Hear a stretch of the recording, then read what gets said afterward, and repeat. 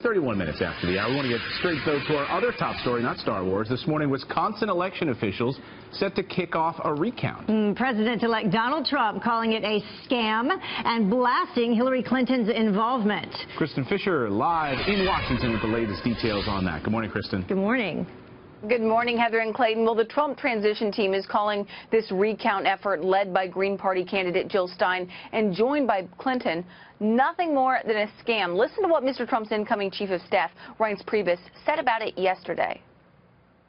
It's a total and complete hypocritical joke that the group of people that thought that they were nervous about President-elect Trump not conceding are the people that are conducting recounts in states where we've won by over 68,000 votes.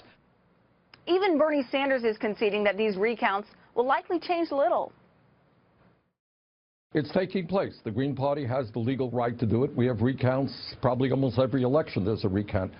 No one expects there to be profound change, but there's nothing wrong with going through the process.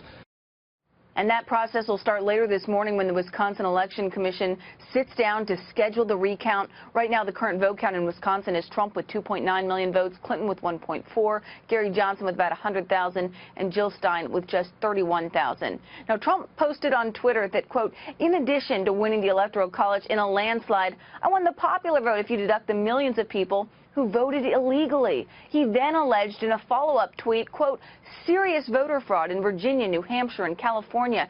So why isn't the media reporting on this? Serious bias, big problem. Now, Mr. Trump has provided zero evidence supporting either claim. In fact, California's Secretary of State is calling his allegations reckless, absurd, and unbecoming of a president. But the Trump transition team would argue that what's really unbecoming is Clinton joining this recount, and they're no longer ruling out a criminal probe into Clinton's use of a private email server while Secretary of State. Heather and Clayton. All right. Thanks, Kristin. Thank you.